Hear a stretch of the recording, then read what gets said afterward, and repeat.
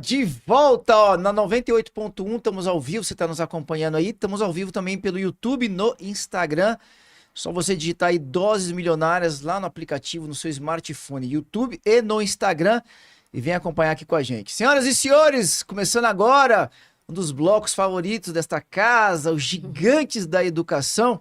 Vamos chamar ele aqui, que semana passada não esteve aqui, fez muita falta, estava em outras terras, longe aqui do Brasil, está de volta, graças a Deus. Ele que é CEO da Hike Global College e também está à frente dos gigantes da educação, nosso querido amigo Exson Agatti. Seja muito bem-vindo, tudo bom, Exson? Tudo bem, Léo, prazer estar de volta aqui mais uma vez. Seja bem-vindo de volta. Você estava em terras americanas? Tava viajando. Tudo bem por lá? Tudo certo. 100%. Maravilha. Welcome back. Mais frio que aqui, mas tá bom. Lá tá no outono, né? Tá. Outono não. É Primavera. É, muito bem. Mas estamos aqui hoje com a Laura Magalhães, que é coordenadora da Escola Infantil do Mackenzie. Seja bem-vinda, Laura. Obrigada. É um prazer, viu? Que bacana. Laura, conta um pouco pra gente da sua trajetória, como é que você começou a se envolver com educação? Nossa, é curiosa, né, essa pergunta, e a gente não vai se alongar. Mas lá, aos 12 anos de idade, eu trabalhava na igreja, dando aula para as crianças, tinha esse contato. Sou de Brasília, sou calanguinha do Cerrado, nascida aqui, criada. E eu tinha essa coisa com as crianças, eu falei, eu quero ser alfabetizadora. Com 12 anos eu tinha certeza que eu queria alfabetizar, que minha praia era criança. 12 anos 12 anos. Quase uma criança, né? Quase, é uma criança ainda, né? 12 anos é o quê? Um pré-adolescente ali? É um pré-adolescente. E tinha só ali nos 13, né? Os nossos filhos é criança sempre, né, Léo? Pensar que minha filha daqui a Até pouco com 18. 18 anos ainda é minha Meu filho criança. tá fazendo 16 anos, aí falei, o Uau. Matheus tá fazendo 15 anos, aí todo mundo 16. Aí a pessoa não sabe nem a idade do seu filho. Aí eu olhei pra ele, 16 mesmo, né, filho? Ele falou, eu falei, quem deixou? Quem deixou? Quem te deixou crescer, né? Pois é, e lá tinha esse chamado. Mas eu tinha certeza que eu ia ser alfabetizadora. Mas você já estava dentro da salinha dando aula para crianças? Para crianças pequenas. Olha aí, Às vezes eles entravam e falavam assim, quem que vai dar aula hoje? Cadê o adulto, né? Não, tô aqui. E você tinha 12 anos, dava aula para crianças? 12, ajudava, né? Uhum. E depois fui ganhando autonomia. Mas eu sempre fiz tudo muito cedo na vida, né? Legal. Assim, não faz conta, não. Daqui a pouco vocês vão fazer conta. É bom que eles não perguntam a idade. Né? Mas lá tinha esse desejo. Na época do ensino médio, os professores... Eu sempre fui das exatas, né? Eu não sou das humanas. E aí era boa em matemática, física, química. Eles falavam, que desperdício, você vai fazer pedagogia. Eu falava, vou. Olha, se você fizer física, eu te dou uma vaga lá na frente para você dar aula. Não, meu negócio é criança... E insisti, fui para pedagogia. Que legal. Fui me desenvolver na área de humanas, porque, né, era um desafio para mim, que era das exatas. Até hoje meu pensamento é muito exato, muito lógico, né? Mas a gente se desenvolve em outras áreas. E dali, eu fiz a minha trajetória, comecei a trabalhar na educação infantil, de fato, né, com alfabetização, com crianças bem pequenas. E, à época, o UNB tinha uma dupla habilitação. Você podia fazer mais de uma habilitação, ou magistério, ensino especial, orientação educacional. Falei, não, eu estou onde eu estou, mas já que eu estou aqui, vou fazer mais uma habilitação, né? E fui para orientação educacional. Só por fazer, era a minha intenção, mal sabia eu, né? E ao fazer, tinha que fazer um estágio no ensino médio. Falei, eu não vou gostar de adolescente, imagina, eu era quase uma adolescente, na verdade, né? E fui fazer esse estágio e, para minha surpresa, eu me encantei, eu me apaixonei pelo trabalho. E eu saí da educação infantil para o ensino médio. Estava até contando para ele ali, né, nos bastidores, Sim. que eu acho que tem sempre um educador doido que confia num educador muito jovem, porque vê alguma coisa nele. E aos 20 anos, a Amabile, que hoje é diretora do Dromos, né? Sim, uma amiga nossa, o Rafael, que é filho dela, um grande amigo meu. Sim, foi entrevistado, foi o primeiro episódio do Gigantes, foi o Rafael. Eu vi o Rafael, Passos. né? Sim. Eu vi o Rafael, eu falo, a Amabile foi uma educadora que olhou para mim, eu fiz o meu estágio lá no Dromos, e ela olhou para mim, quando surgiu a vaga de orientadora, ela falou assim, eu vou te contratar. Com 20 anos, orientadora do ensino médio, com meninos quase da minha idade, né? Então, eu digo, tem sempre um educador. Toda vez que eu esbarro com ela, eu falo, como você confiou em mim, né? E como é que foi essa experiência? Você com 20 anos, cuidando de gente com 17, 18 anos, como é que era? Olha, eu digo que é tão curioso, quando eu fui fazer uma entrevista, eu trabalhei no Mackenzie lá em 2007, 2008, não façam contas, né? Eu sei que vocês são das exatas. Mas eu lembro que numa entrevista, eu tinha umas 4, 5 candidatas, o entrevistador entrevistou a todas, ele junto com a diretora. Quando acabou, eles me chamaram num outro dia, e ele falou assim, olha, eu precisava te pedir desculpas. Falei, desculpas? Porque quando você passou, eu falei, essa garota aí, nem pensar. Imagina, ensino médio, e ele me escolheu, me contratou. Então é muito curioso, porque ter uma idade próxima do adolescente te faz saber, eu dizia assim para eles, eu sei o que você anda fazendo. Você engana seu pai, sua mãe, mas a mim você não vai enganar não, porque eu tô aqui bem pertinho. Então eu falava, eles se abriam, contavam, né? Eu cheguei a ter um episódio que eu precisei desligar um aluno e foi dando abraço. Poxa, Laura, vacilei, né? Eu falei, pois é, você não teve jeito, e me abraçar e me agradecer. Então, essa proximidade era muito interessante. E ao mesmo tempo você tinha que ter uma maturidade muito Isso, grande, né, para conseguir isso. separar ali a amizade do profissional, né? Eu digo que a minha genética já não me ajuda muito, né? Porque eu já não tenho uma aparência de mais velha. Então, eles olhavam, quando eu viajava com eles, né? Essas viagens educacionais, Bem, eles você é falavam... petitinha, né? Então eles eram até maiores que você. Muito maiores, né? Eu de tênis, assim, né? A paisana, né? Porque eu sempre tive que me arrumar e tudo. Aí eu olhava, você não tem certeza que você não é aluna? Tenho.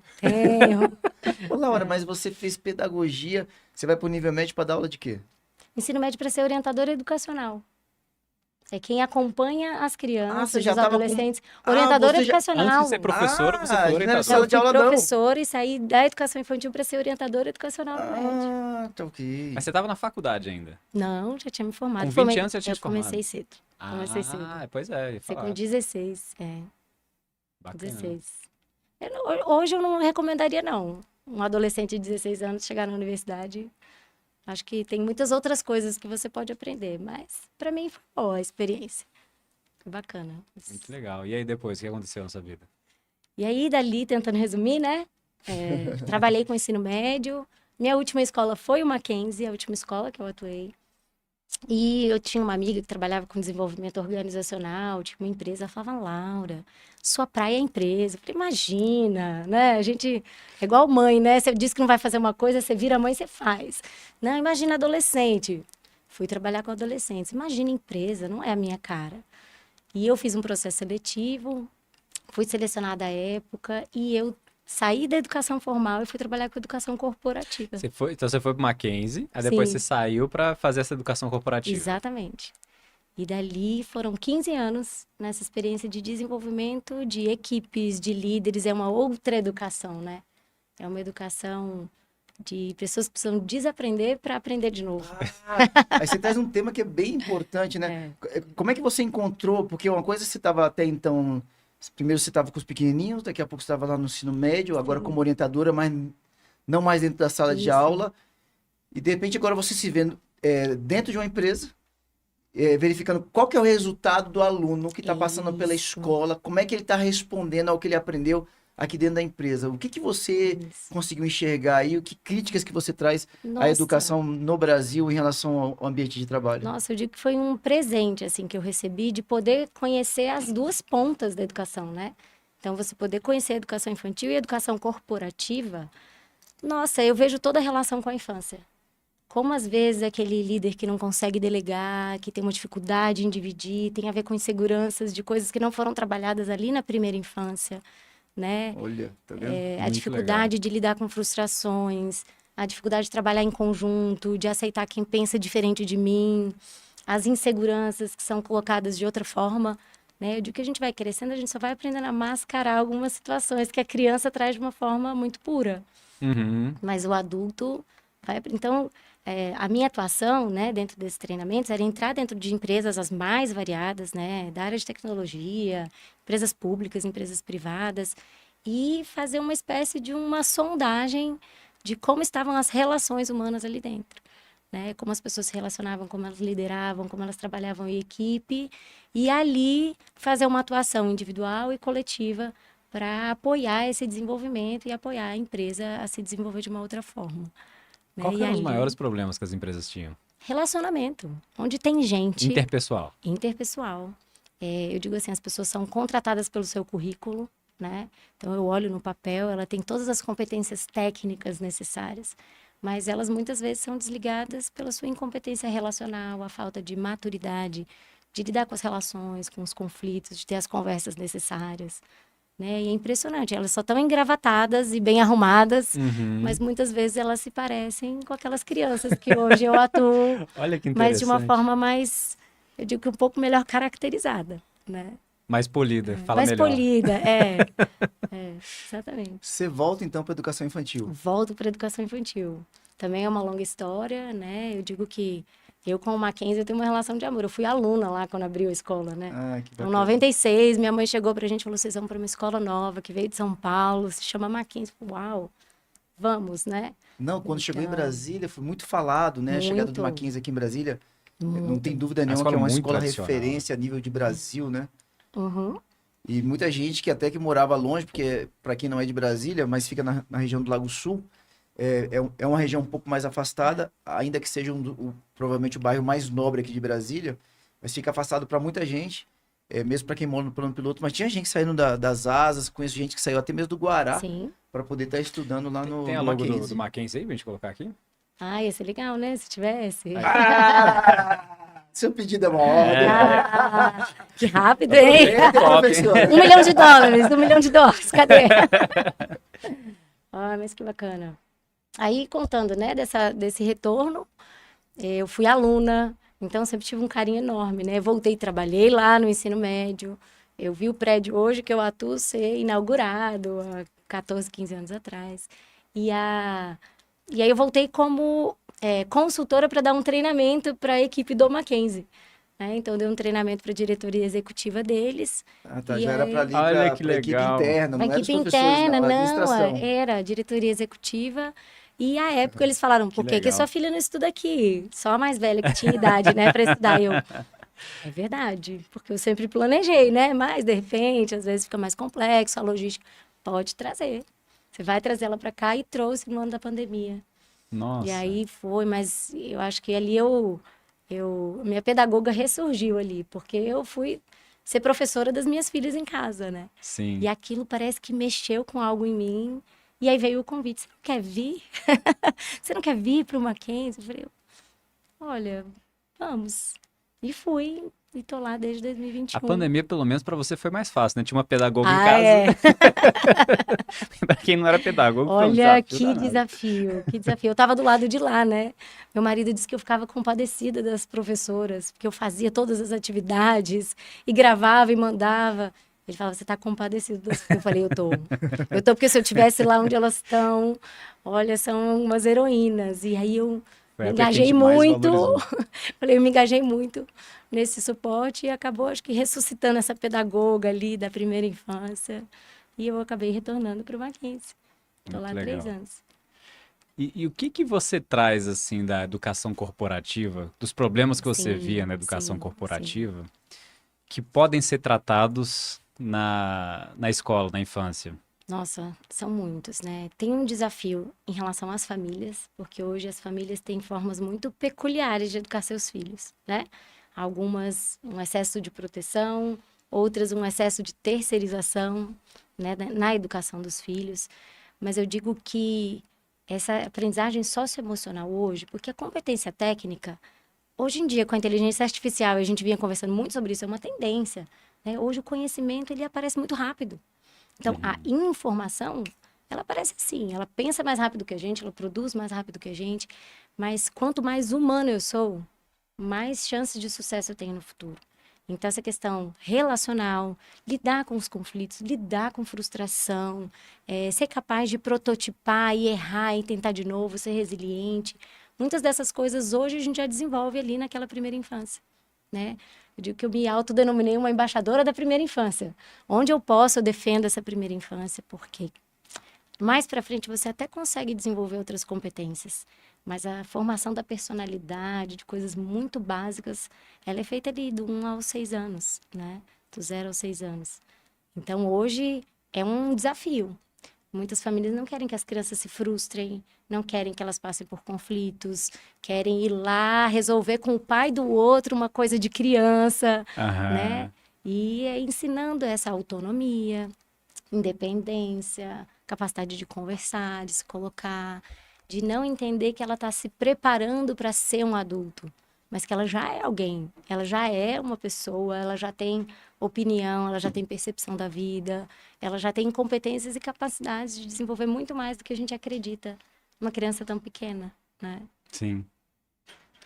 Você falou na terceirização do Sim. que os pais têm sobre a educação dos filhos, né? Que é isso exatamente?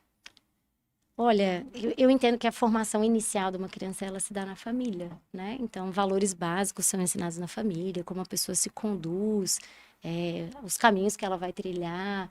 Essa base, ela é da família. Mas hoje, muitas famílias, até por uma correria, né? Antigamente você tinha a mãe que ficava em casa, né? O pai que trabalhava, a mãe era responsável pela educação dos filhos.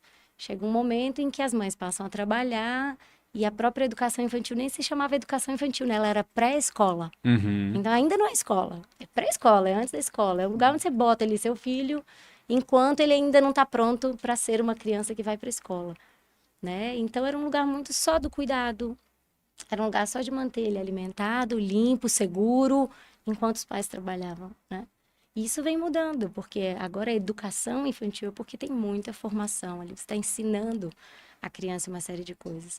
Mas muitas famílias, por esse histórico de que ali eu deixava enquanto eu trabalhava, ainda querem que a escola seja responsável por toda a formação Uhum. daquela criança, Uhum. né? E delegam muitas questões, porque a escola, não consegui vestir a roupa em casa, então eu tô mandando para vocês vestirem, né? Ah, Não tem consegui isso? escovar o dente, porque ele não deixou. Então eu tô mandando a escova para ver se vocês conseguem, né? Ó, eu falei para ele que a professora não ia deixar, fala para ele que você não deixa. Então a gente Qual que é a vive idade dessas crianças? de 2 a 6 anos. De 2 a 6 De 2 a anos. 6 anos. Por vezes a família não consegue solucionar uma situação com a criança, ela traz para a escola, conversa com ele, que ele está precisando respeitar mais o pai, que ele não está respeitando. Né? Aham. E a gente, com muito jeito, com muito carinho, entende que é uma necessidade de muitas famílias, a gente vai devagarinho fazendo a reflexão sobre o papel deles nessa formação, né? Vou pedir, Laura, só para você puxar o microfone um pouquinho mais para perto Claro. de você. Eu falo pra baixo, gente não perder né? nada do seu áudio. Pode Claro. puxar até um pouquinho mais, querida. Porque o bom aqui? microfone Tá é... bom, ele é obrigado. Mas joia. Claro. Mas é um desafio para os pais, É. isso também, porque os pedagogos são treinados, né, para cuidar de criança. Sim. Os pais não são treinados. De repente você tem um filho e agora você tem que se virar para cuidar daquela pessoa que vai ser seu inquilino eterno, vai durar mais que você, né? Vai ficar muito tempo lá. E assim, eu como pai, eu tive muitos desafios também Sim. para entender o que era meu papel, como Até que, onde vai, né? até onde vai, o que que eu lido, como é que eu não lido. Porque ao mesmo tempo você falou que tem situações em que o pai intervém demais, Isso. ou tem situações que ele deveria fazer alguma coisa que ele não faz, né? É isso. Tem perfis bem opostos, né? Nesse Sim, sentido. sim. Que dica que você pode dar para os pais, assim, para entender exatamente onde que é a linha do papel dele, Sim. né? O que que ele faz? Nossa, é complexa essa linha, né? Porque eu digo que é igual a divisão de estado. Você chega para uma criança com um carro, olha, estamos passando a divisa de São Paulo com Rio de Janeiro. Cadê a linha no chão? Que estava lá no meu mapa desenhadinha, né? Os nossos limites e os papéis também não são uma coisa tão clara e desenhada, né? Mas é importante saber, a formação do seu filho, a escola passa. Você, como pai, vai ser pai do dia que ele nasceu até o dia que você morrer, você vai ser pai, né? Daquela criança, daquele adulto, daquele idoso, às vezes, né? Então, a missão da escola, ela é transitória, a missão da família, ela é permanente, né? Você muda de escola, você muda de estado e essa mediação vai mudar. Então, a escola ela é uma parceira, é um grande braço na educação de uma criança, claro. Você tem que encontrar uma escola que converse na mesma linguagem que você conversa em casa, senão você vai se perder em muitas tentativas de intervenção. Mas esse papel de educar aquela criança, de formar aquela criança, ele é todo da família, né? E aí você tem que encontrar um bom parceiro, né, nesse processo aí de educação. Mas uma dica é que a criança ela dá conta de muito mais do que eles imaginam. A criança consegue resolver um conflito, ela consegue chegar para um colega no outro dia e dizer, eu não gostei do que você fez, olha, vamos fazer diferente, construir uma outra solução. Ela consegue se defender, ela consegue arrumar suas próprias coisas. Lógico que ela precisa de espaço, né, para que ela faça isso e desenvolva essa autonomia. Então, é assim, tem pais, às vezes, né, de crianças muito pequenas. Ele ainda não fala. Eu falo, mas ele consegue tudo que ele precisa? Consegue. Pra que ele vai falar? Se ele aponta e a coisa chega, né? Você diz, e você traduz, né? Ah, ele quis dizer isso, ele quis... E só o pai Pra entende. quê? Pois é. Aí eu falo, gente, pra que ele vai falar, né?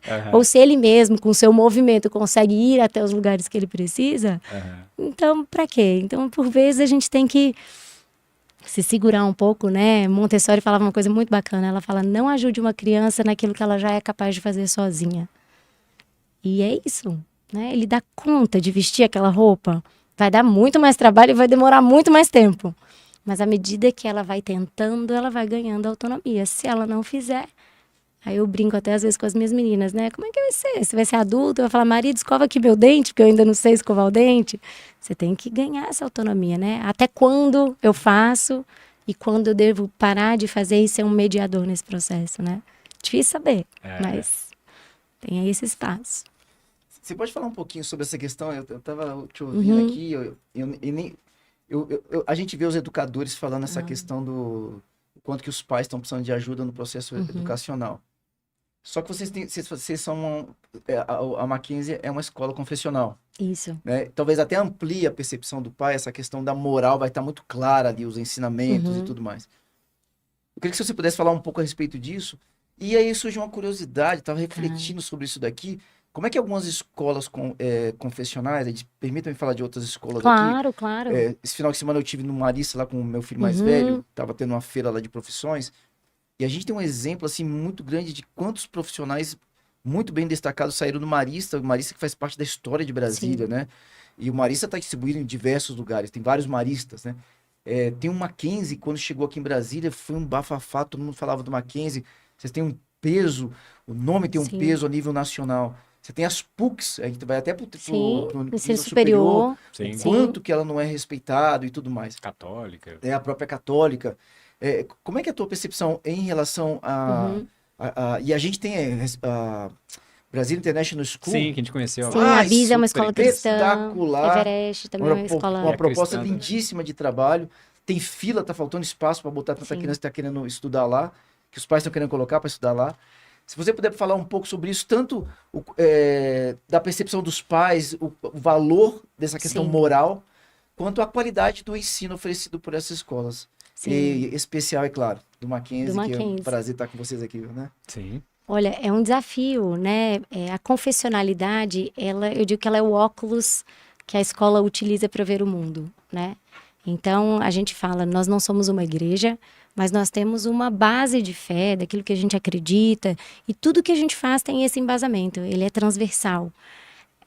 A princípio parece algo desafiador dentro da nossa sociedade, mas as famílias nos buscam exatamente por saber onde elas estão pisando, né? Quais são os nossos valores de uma forma muito clara, como a gente celebra algumas datas festivas, como a gente enxerga o mundo e como a gente ensina as crianças. Então eu digo que hoje a nossa maior procura, ela tem a ver com a qualidade do ensino que a gente oferece, com o espaço físico que a gente tem, mas porque nós somos uma escola confessional. Então, eu tô com medo do que o meu filho vai ver nesse mundo todo, né? Me preocupa, às vezes, algumas questões que chegam tão numa primeira infância ou numa adolescência, e eu quero uma escola que trabalhe valores, eu quero uma escola que desenvolva meu filho além da questão cognitiva, que desenvolva ele de uma forma espiritual também, né? Então, essa tem sido uma busca grande. É desafiador o pai que chega... Né, isso? Porque às vezes parece que quando você vai para uma escola confessional... É conservador, né? Começa, não vamos ensinar religião, é só moral. Como se o ser confessional fosse algo que repelisse. Pelo contrário. Atrai. Eu até peço perdão aqui, a gente citou algumas escolas, eu não citei a Adventista, que hoje é a maior rede de escolas de Brasília. Tem uma rede enorme. Tem o próprio Everest, que é uma escola Everest, católica. Sim, tem muitas, e que traz a confessionalidade de uma forma muito clara e forte. A gente estava com o padre da Everest aqui sexta-feira. Padre Marcelo. Isso. Estava aqui com a gente. E os pais buscam exatamente por saber. A maioria das escolas tem esse viés, né? Confessionais. Não sei agora como é que seria essa proporção, mas tem muito. Parece mesmo. que é uma crescente. É uma tendência, sentido, uma crescente. Sim. Uma crescente, por ter uma clareza de onde está esse fundamento. Né? Para muitos pais isso é muito importante, ter uma abordagem cristã, né? E a gente faz isso com excelência. A gente tem a Universidade Mackenzie, né? Então a gente tem Sim, mais de sim. 153 anos no Brasil, uma das primeiras empresas do Brasil. E a gente tem a universidade como um grande aporte. Isso é muito bacana. A universidade é muito Então, tradicional. a universidade, ela consegue se pautar na confessionalidade e ter excelência no ensino, né? Então, a gente tem uma chancelaria que ela pauta toda a confessionalidade na universidade e nos colégios. Então, não é uma questão que eu tirei da minha cabeça. E a gente também não está lá para fazer uma escola bíblica. É diferente. O que se faz na igreja é uma coisa, o que se faz na escola é outra. Imagino que até gente de outras religiões também procura Sim. Mackenzie. Procuram e tem a clareza de como as coisas são, né? Então, o pai nunca vem vendido, né? Eu digo assim, ou enganado, ou surpreso com o que vai acontecer. Então, a gente sempre, no início do dia, da educação infantil ao ensino médio, a gente faz uma pequena devocional, a gente faz uma oração agradecendo por aquele dia, né? Às vezes as crianças já têm até o hábito de trazer, olha, ora pelo meu pai que está doente, olha, tem essa situação. E é algo que permeia toda a escola, né? Nas nossas festas, nas nossas celebrações. A gente sempre entende que o conhecimento é dado por Deus. E que ao conhecer o mundo, eu conheço o seu Criador, né? Então, por isso que a gente busca conhecer muito. O protestantismo tem muito essa base, que é a nossa linha, né? Então, tem essa base de querer conhecer e conhecer cada vez mais e conhecer com excelência e não tapar os olhos para a realidade que existe, né? Deu para responder aí que você estava querendo saber, essa curiosidade? Não, respondeu bem. Sim. Espetacular. Muito bacana mesmo. Você falou sobre essa questão, logo no início do dia, vocês têm, só para entender como é que funciona essa questão do confessional. Sim, Vocês têm esse sim. momento de oração, é diário? Diário. Em cada sala de aula, cada professor que está ali no primeiro horário, ele tem uma orientação, obviamente, porque ele pode ser cristão ou não, mas todos seguem, né? Então, a gente tem uma devocional adaptada à sua faixa Essa etária. devocional é um estudo bíblico? É uma leitura, às vezes é uma reflexão para cada faixa etária, né? Com as crianças mais novas, a gente passa uma semana inteira trabalhando um tema pequeno, mas elas vão aplicando ao longo da semana. Ali a gente agradece por aquele dia, a gente entrega aquele dia para que Deus nos conduza, nos abençoe. Só fechando esse tema aqui, só por curiosidade mesmo. Na tua percepção, essa questão desse trabalho voltado para a questão confessional, desse pequeno estudo da oração e tudo mais, isso contribui no processo educacional da criança? Contribui. E na relação entre eles também, e deles com vocês, de vocês com a família? Muito. Eu queria que vocês fossem visitar a escola um dia. Vai Vamos ser um lá, prazer receber vamos lá. vocês. É. Mas a gente escuta assim que ao andar pelos corredores tem algo diferente nesse corredor. Né? Ao entrar na escola, muitas famílias, até que não são cristãs. Laura, eu entro aqui, eu sinto uma paz diferente. Eu entro aqui, eu sinto algo diferente. Né? Quer dizer que a gente não tem desafios? Não, a gente tem muitos. Acho que não tem escola que não tenha desafio. Claro. Né? Mas é uma força diferente que a gente recebe, a gente vê isso na vida das crianças, né? A gente trabalha muito essa questão da identidade, né? A gente tem um projeto que chama Sou Mackenzista. Então, o que é ser mackenzista? Vocês devem ter escutado muito, né? Na universidade, a gente às vezes encontra um Eu idoso. já ouvi falar. Eles são case de marketing para o ensino superior. A Universidade Mackenzie. A escola também tem esse negócio de Sou Mackenzista? Tem. Sou mackenzista. Então, eu vou muito botar meu forte, filho no muito Mackenzie. forte isso. Porque tem um orgulho, né? Tem De um Sou orgulho. Mackenzie. Sou Mackenzie. E esse Sou Mackenzie perpassa esses valores, né? E esse valor da fé, esse valor de acreditar que você é dependente de Deus e que você cuida daquilo que Deus te deu, da inteligência que Ele te deu, da capacidade que Ele te deu. O marista tem isso também na escola. É. Esse orgulho de ser marista. Assim. É um voluntariado. Tudo isso tem a ver com um valor que você começa desde criança e aí você estende ali até... Temos muitos alunos, né, que começam na educação infantil, terminam o ensino médio. Vou até pedir licença para contar, essa primeira semana pedagógica do ano, quase todo ano a gente recebe um aluno que acabou de entrar na universidade que vem conversar com a gente, né, com todos os professores. E é bonito de ver como eles olham e eles começam a apontar. Você foi minha professora, minha primeira professora no maternal. Você que me deu aula, que me alfabetizou. E eles... Os profissionais formados já. Que entraram, que acabaram de ingressar na universidade, né? Entendi. E dizendo assim, essa conquista não é minha, essa conquista é nossa, e começou ali. E eles vão citando os nomes, né? Mas isso é provocado pela escola ou isso é voluntário? Voluntário, Olha, voluntário. que Eles bacana falam, eu isso. quero ir lá. Olha, então vamos Por lá alguma na razão semana. vocês desenvolveram até um sentimento de gratidão. De Ou, tipo gratidão. assim, uma atitude de gratidão, vamos dizer assim. Faz parte da é. educação também isso. Isso vem lá dessa confessionalidade lá do começo. Eu ouvi falar que a Universidade Mackenzie também tem isso com os egressos, assim, as pessoas Sim. de, sei lá, maior de 60 anos, chega e faz um evento lá e tem esse mesmo sentimento, assim, de sou Mackenzie ainda depois de tantos anos. E tem a ver com isso, né? Tem É. a ver com esse olhar de entender que ele não é só ele no mundo, é muito mais do que ele, né? De olhar para o lado, numa realidade que a gente anda tão egoísta, né? E olha para o meu umbigo, eu que conquistei, eu que me desenvolvi. E aí todo mundo morre de chorar, é uma emoção, porque eles vão nomeando e dizendo, porque cada um de vocês confiou em mim, cada um me deu um pedacinho de quem eu sou hoje. E hoje essa conquista é nossa. É bonito demais. A gente tá lá na educação infantil, fica emocionado com os meninos do médio que ingressaram ali na universidade. É muito bacana, muito legal. bacana. Vamos falar sobre tecnologia? Vambora? Eita, O tempo vamos! tá voando demais. Vamos! Carol, tem como diminuir a velocidade do tempo aí pra gente? Tá boa a conversa aqui. Essa tá difícil, hein, Carol? Carol, manda geral aqui, né? Tem um tempo aí pra gente olhar. Aí, Laura, todo episódio a gente faz uma pergunta do nosso patrocinador, que é a GatTech. E a pergunta que a gente tem para você hoje, que é, assim, é muito legal essa cultura que traz a Mackenzie, Sim, né? sim. Com tudo que vocês fazem.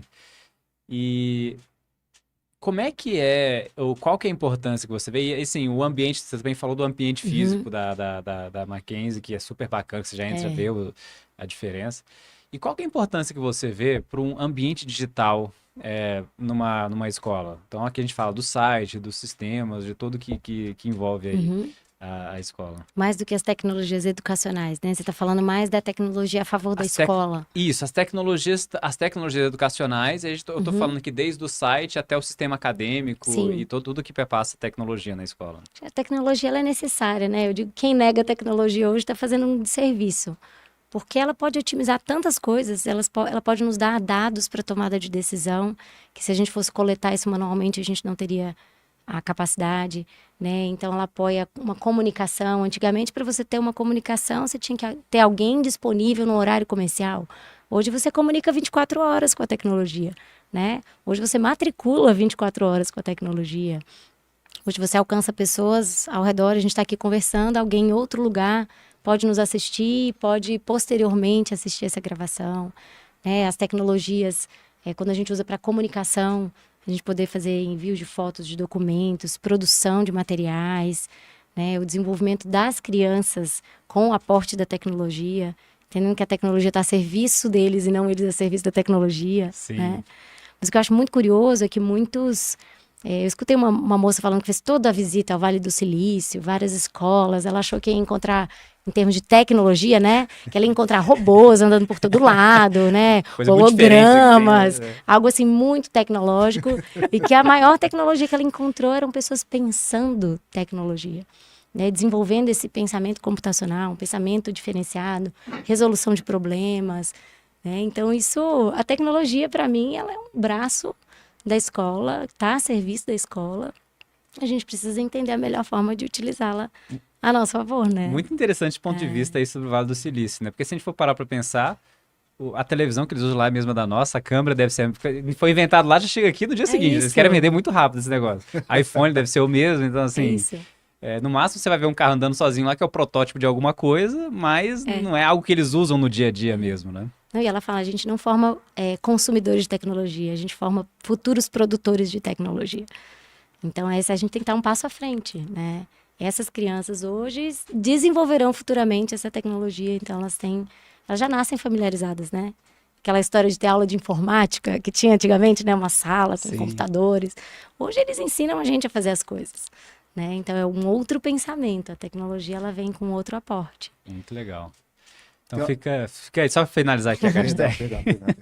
Então fica a dica aí, pessoal, para quem estiver procurando soluções educacionais para sua escola ou faculdade, a GatTech está aí para dar a sua solução com pessoas que entendem de educação, né? O fundador da GatTech é professor e é da área de TI, conhece tudo que a escola precisa.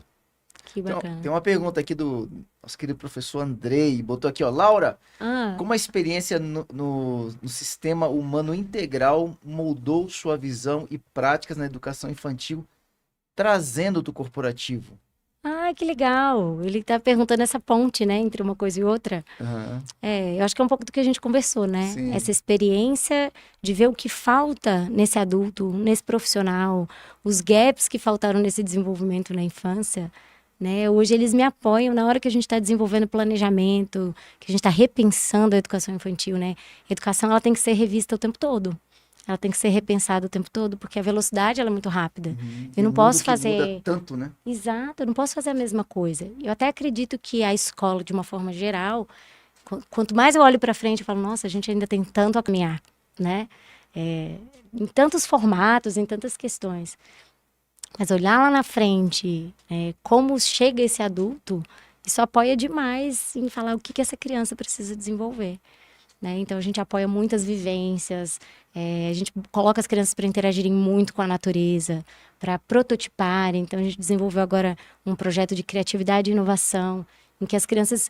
A maior dificuldade do adulto, não sei se vocês conhecem aquele Marshmallow Challenge, que é um desafio feito por um... Eu já vi. Já viu? A criança escolhe se ela quer um agora ou se ela quer dois depois, Não, né? ele é um desafio assim, ele criou uma experiência e ele aplicou a profissionais das mais variadas áreas e a crianças também. Aham.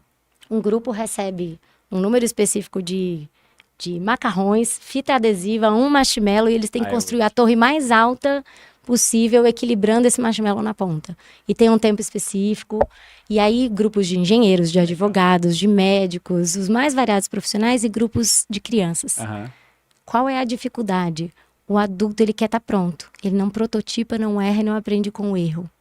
Então, assim, os primeiros colocados nesse perfil, e ele tem experiência. Se você colocar ali na internet, você vai ver várias experiências e a pesquisa só vai crescendo. Primeiro, os engenheiros, porque eles têm um know-how diferente.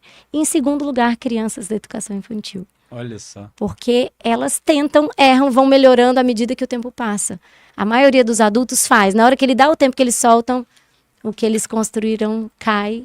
E mesmo que fosse até mais alto, ele não consegue se sustentar. E ele fala isso exatamente para trabalhar a dificuldade que a gente tem em reconstruir Do conceitos. aprendizado, reconstruir conceitos. Isso é uma coisa que, se eu aprendi lá na frente, é uma das coisas que eu mais trago para esse momento presente, né? Lá na frente eu tenho que desaprender para aprender de novo. Essa mentalidade de lifelong learner, que se fala muito hoje, né? Ela começa lá. Né? A gente poda uma criança e lá na frente quer que ele seja investigador. Eu falo isso para os pais, né? Imagina seu filho profissional, lá, 30 anos de idade. O que você imagina para ele? Um cara autônomo, que sabe se resolver, bem-sucedido, com uma família. Ele faz uma lista de coisas. Eu falo, será que o que você está fazendo hoje está levando ele a ser esse adulto que você imagina? Sim, né? sim. Falo, nossa, não, eu faço tudo para ele. Nossa, eu protejo ele de todos os desafios. Então, a gente precisa aprender hoje para não ter que desaprender e aprender. Essa mentalidade de poder sempre aprender uma coisa nova. Aprender. A criança erra, ela levanta, faz assim, olha e faz de novo. Né? A gente erra, se frustra, nunca mais faz, se tranca, né? E isso é uma coisa do adulto, que vai ficando mais rígido, né? Então, a plasticidade da criança, a gente precisa aprender com ela. Né? As decisões que a gente toma, elas não são tão definitivas assim. Não sei se vocês têm esse pensamento, né? Às vezes a pessoa, vou comprar um sofá, ele tem que ser o sofá do resto dos meus dias. Se você não gostar, você vende, ele compra outro, Sim, né? sim, Eu vou tentar, vai que eu me exponho e eu não me saio bem. Você vai aprender com aquela experiência e na próxima você vai sair melhor, né? Então, quantas coisas a gente deixa de fazer pelo medo de errar, pelo medo de se expor, né? E a criança, ela é pura nisso. E ela aprende muito mais do que a gente, né? Porque ela se permite aprender. Então, é tanto transpor essa criança lá para o nosso adulto, como ensinar hoje essa criança coisas que ela pode ter como ferramenta nessa vida adulta. Sim, sim. E é interessante, porque o que você traz é muito o que você está falando que é a filosofia hoje adotada pelas startups, né? Sim. Você tem uma aceitação pelo erro e que o erro venha logo para a gente poder já tentar fazer de outra forma. Isso. Mas ainda é um público, ainda é um número muito pequeno de pessoas a nível profissional que estão envolvidas com isso. Queria que você falasse só um pouquinho como é que você vê assim, essa questão da necessidade da inovação da educação, principalmente porque ao meu ver, você é um presente para a educação infantil, Que porque você bom. teve num ambiente onde você enxergou ali as dificuldades daquilo que não foi desenvolvido na hora Sim. certa. Sim, E eu tô tendo agora um trabalhão dentro das instituições, por 15 anos você passou por isso, sim. tendo que desenvolver no momento que não era para desenvolver, você era para estar vivendo outras coisas. É.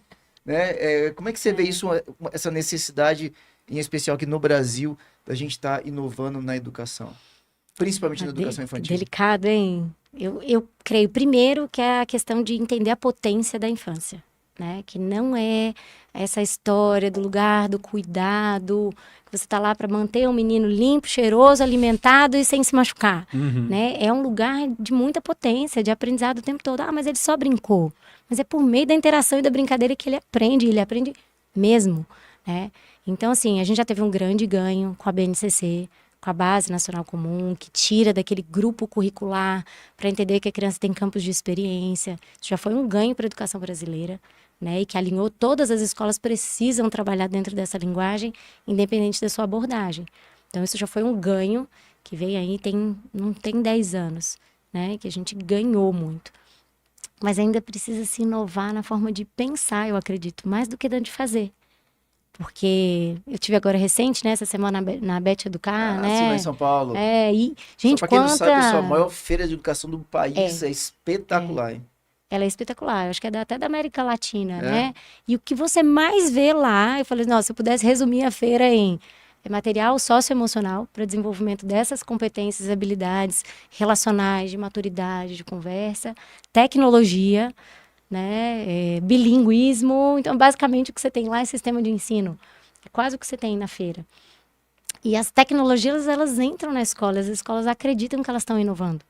Então, eu tenho uma lousa que é tecnológica, eu tenho um sistema novo que é tecnológico, eu uso iPads, enfim, eu tenho máquina de corte a laser. Então, ter equipamentos tecnológicos não quer dizer que você está inovando na educação. Perfeito. Muitas vezes a inovação na tecnologia As pessoas confundem muito isso, né? nossa, é muito E não inovadora. só na educação, em qualquer ambiente, até na própria tecnologia. Você vê vários vídeos do Steve Jobs, ele falando disso. Não, o problema é que os engenheiros querem pegar qualquer tecnologia aqui e botar para o consumidor lá, sendo que ele não precisa daquilo. Isso. Né? É Inovar isso. não é você criar uma ferramenta mais adequada, é você pegar alguma necessidade que existe, né? E Digo, realmente nossa, resolver aquilo. tem uma necessidade, por exemplo, né, que é bem sensível, que é a questão da inclusão. A gente precisa de tecnologias diferentes, não tecnológicas, de tela, né, de sistemas, mas a gente precisa inovar nessa forma de acolher essa criança, na forma de repensar os nossos espaços físicos. Então, a inovação, para mim, na educação, ela vai muito além de tecnologia. Ela tem a ver com mudar o modo de pensar, com mudar a forma de incluir, ainda é um desafio, né? Não segmentar tanto o conhecimento, entender que ele é muito interligado. Essa é uma inovação. Eita, né? tem uma coisa aqui que precisa falar, Exxon. Qual que é? Você se importa? Fazer mais uma pergunta aqui. Vai lá. É porque você falou de Sim, inclusão. sim. E você, eu diria... Você vai até que idade na infantil? Até 6 anos. Então, eu diria que você tá dentro ali, um dos ambientes mais desafiadores para a inclusão. Sim, A gente tem um boom agora de diagnósticos, sim, por exemplo, da questão do TEA, né? sim. Que é o transtorno do espectro autista, e também de crianças com TDAH e algumas outras atipicidades. Várias. Falando um pouquinho lá do Uhum, Mackenzie, né? tá. Como é que vocês estão abraçando isso? Como é que está sendo para vocês? Aquilo que é um desafio porque é o novo, Sim. né? O novo que eu costumo dizer que em breve o mundo será dos atípicos. Sim, né? muito mais do que dos típicos, né? Os típicos serão os futuros atípicos. Olha, é um desafio. O Mackenzie é bem pioneiro nesse sentido. O Mackenzie tem um programa de inclusão há muitos anos. Então, tem uma coordenação específica, um programa específico para que a inclusão aconteça realmente, não de forma... Às vezes eu digo que tem muita inclusão que é feita de forma exclusiva, né? Então, tudo que eu não faço é incluir aquela criança. E na educação infantil o desafio é ainda maior, porque aos 7, 8, 10, 15, eu encontro uma criança que já apresentou alguns sinais, que já foi acompanhada pela família, que já foi avaliada e que já tem um caminho desenhado.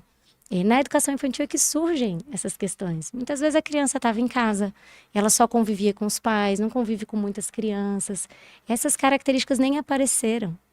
Então, na educação infantil, é onde esse caminho das avaliações, das percepções, das análises e até dos diagnósticos acontecem.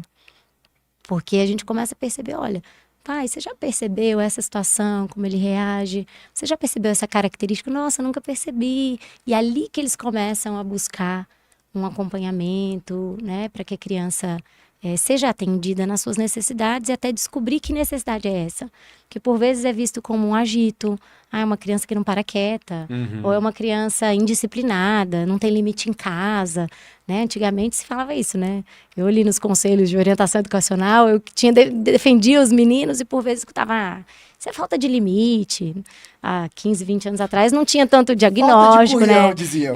Isso é falta de currião, falta de Precisa apanhar. correção em casa. E não era, né? Então, assim, essa questão da antecipação é um presente que a gente tem e dos direitos que foram resguardados para as crianças que têm essas atipias. Porque ela aprende diferente, ela sente diferente, né? Então, no Mackenzie, no nosso programa, desde a chegada dessa criança, ela já chega encaminhada. Então, ela já chega, já passa pelo programa de inclusão, a gente já entende quais são as necessidades dessa criança. Se há uma necessidade de adaptação, né, do programa educacional para essa criança especificamente, e quais são os objetivos daquela família.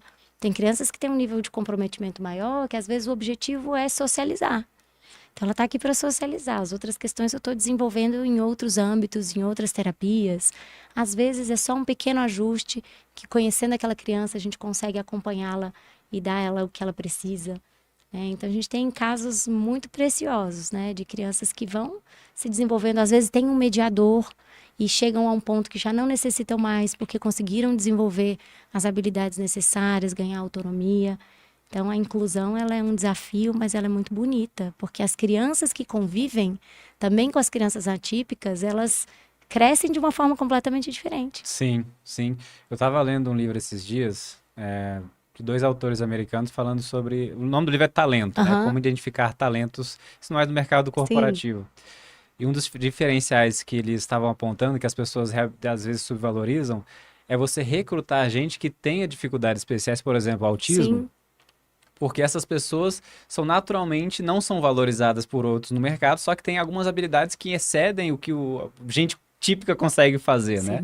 Então, só da pessoa conseguir relacionar com gente com algum tipo de atipicidade, já diferencia ela como um gestor no mercado de trabalho, né? Isso, e se perceber, né? Às vezes nós adultos, a gente tem uma dificuldade de como é que aborda, como é que fala, eu posso falar, e as crianças, elas têm uma naturalidade, então eu tenho vários casos, né, de crianças dentro do espectro, ou com síndrome de Down, alguma outra síndrome, e elas já falam assim, olha, eu sei como acalma o fulano. Quando ele tá assim, a gente vai lá, dá um abraço nele, e ele consegue se acalmar. Pronto. Olha, fulano tem o jeitinho dele. O jeitinho dele, como ele ainda não fala, o jeitinho dele de falar é fazendo assim, e eles já vão e já ajudam, e carregam, e abraçam, e acalmam.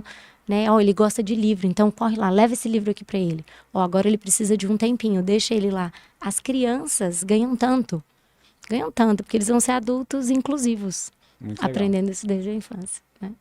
Mas é um grande desafio para a escola, de repensar a forma de trabalhar, né? Repensar o número de crianças por turma, tudo isso são inovações necessárias com esse novo cenário. Tem conversa para dar aqui. Tá na hora de já, Léo?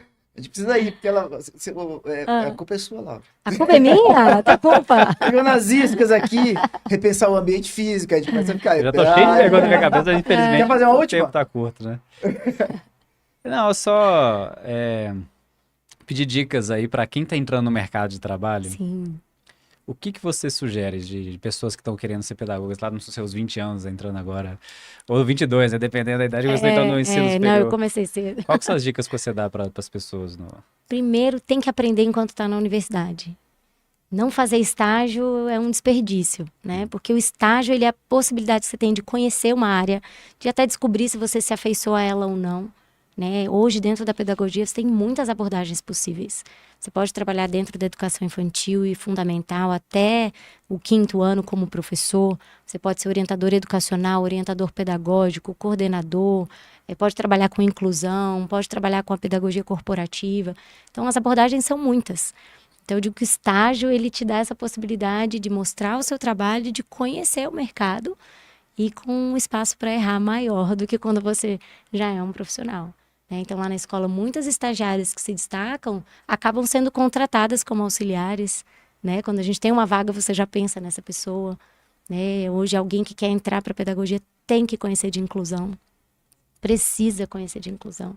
Ah, não sei se eu tenho jeito, não tem mais o levar jeito ou ter jeito, você tem que conhecer e você tem que saber incluir, né? Desenvolver outras habilidades, para além da pedagogia, dos conhecimentos técnicos, desenvolver habilidades relacionais, porque você vai atender pais, receber crianças diferentes, perfis diferentes de família, você vai sempre se relacionar com um público muito diverso, né? Então, desenvolver outras habilidades e experimentar. E não parar de estudar, né, gente? Ah, eu Estar aprendi. curioso sempre, né? Acho que o que eu aprendi Curioso. com aquele negócio do marshmallow é que a gente perde um pouco dessa curiosidade e também de estar disposto a errar e aprender com o erro e continuar, É né? isso. E tá sempre provocado, né? Não sei vocês, mas quanto mais você lê, quanto mais você assiste hoje, material não falta, né? Tá tudo disponível. Você só Sim. precisa ser um bom curador daquele material. Sim. Mas se você tá sempre lendo algo, olhando para algo novo, a sua cabeça não para. E se eu quero que alguém tenha paixão por aprender, eu preciso ter essa paixão também. Se eu não tiver, como é que eu instigo alguém a pesquisar, a conhecer, a entender se eu mesmo tô ali acomodada, né? Então, esse olhar para o futuro, esse buscar sempre algo novo, acho que a gente pode aprender até o leito de morte, né? Basta querer. Exatamente. Vou fazer uma última pergunta Vai aqui, lá. que senão eu vou morrer com essa curiosidade. Só para poder entender como é que o jovem ele tá percebendo a questão da profissão de educador aqui no Brasil, né? Vocês estão ali no Lago Sul. Sim, Vocês têm hoje estagiários que moram no Lago Sul? poucos. Mas você tem. Tem, Não, se tem, já tô satisfeito. tem. Não, Tem. sinceramente. Eu tenho ex-alunas que quiseram fazer pedagogia e que querem voltar para a escola como profissionais. Show. Perfeito. Então, eu tenho. Muito bom. Mas hoje é uma preocupação que a gente tem em relação ao futuro, É né? porque você tocou num ponto importante, porque quem tá no Lago Sul tem a opção de fazer outras coisas, não precisa fazer pedagogia Eu por tenho a falta opção de de fazer opção. todas as coisas, né? Todas as coisas. Ele pode fazer o que ele quiser, tem dinheiro. Então, você está fazendo pedagogia por opção, então é só um parâmetro para quem está fazendo pedagogia. Nossa, esse Legal. dava outro podcast, né? Falar de formação de formador, porque é um desafio hoje. A educação, ela é vocacionada. E a gente vai vendo a qualidade, às vezes, dos estagiários que a gente recebe. E eu falo, mas o que você está vendo na sua faculdade? Né? Como a pedagogia não exige laboratórios e um volume grande, por exemplo, como uma medicina, uma engenharia, muito curso à distância. Como é que você aprende a ser educador à distância? Sem entrar numa sala de aula, sem interagir, sem ser aluno também, sem viver a didática de um outro professor. Então, são cursos fáceis de serem aprovados. Hoje a pedagogia ela é fácil de ser aprovada dentro de uma universidade. E a qualidade do educador, especialmente esse da primeira infância, é algo que nos preocupa. Mas essa chama parece que é uma coisa que não se apaga, né? Sim. Então tem muita gente, minha mãe foi uma educadora e eu sempre quis ser uma educadora. Essa chama ainda segue acesa, mas a gente precisa fomentar e valorizar. Outra inovação, né? Valorizar o profissional da área para que o nosso adolescente deseje um dia ser um educador, né? Sim. Bom. Exxon Agatti, palavras finais, meu irmão. Muito interessante o episódio. Muito obrigado, Legal. Laura, pela conversa. Aprendi muito. Acho que uma palavra que eu posso sair daqui é ser curioso, né? A curiosidade é fundamental para todo mundo. Ai, que bacana. Laura, esse é o momento também que a gente abre para que, se você quiser trazer algum contato da escola ou contatos pessoais, é o que você quiser deixar aberto aqui para as pessoas terem acesso a você e à escola. Tá joia. Todos são muito bem-vindos para conhecer a nossa escola, inclusive vocês. Espero vocês para sentirem o que eu digo que sentem, né? Quando entram nos corredores, vai ser um prazer receber vocês, não só na educação infantil, mas também em toda a escola. Qualquer pessoa que quiser conhecer a escola pode entrar em contato, tanto pelo nosso site, como no 2106-9000, 000, Que é 61. 9000, 61 2106 9000. Esse é o número geral da escola. Se o interesse for no ensino médio, fundamental, educação infantil, eles vão direcionar você para esse atendimento. Mas o mais importante, acho que é conhecer, olhar, né? Escolher escola de filho, acho que é muito mais do que olhar um site, do que olhar uma proposta pedagógica, ir lá e sentir, né? Sim. Ver a escola funcionando em tempo real, ver como as crianças estão, a carinha delas, como elas estão disponíveis. Então, são todos muito bem-vindos a nos procurarem lá. tá bom? Muito bom. Obrigado. Maravilha. Vambora? Vambora. Simbora, Laura. Obrigado demais. Você é uma simpatia. Adorei essa conversa também, Edson. Quem quiser Muito bom. conferir o episódio, fica lá no Gigantes da Educação, só entrar no YouTube, estamos no Spotify também e os cortes vão pro Insta. Pegou aí, No pessoal? LinkedIn. Tudo é Peguei. gigante da educação. Tudo Gigantes da Educação. Sai lá. Fácil demais. Se eu tivesse filho pequenininho, eu botava lá com a Laura, ó. Ah, Adorei a Laura. Pessoal, a gente vai se despedir aqui do Edson Agatti, também da Laura Magalhães. E a gente volta daqui a pouquinho ainda falando de criança, porque a gente vai receber hoje aqui uma conselheira tutelar, que é a Gláucia Barbosa. Vem com um tema importante, que a gente nunca se cansa de falar isso, pessoal, porque isso é muito importante, que é o bullying. Então é rapidinho, logo depois do break. Senhoras e senhores, Edson Agatti, Laura Magalhães, Gigantes da Educação desta segunda-feira. Salva de palmas, obrigado para vocês.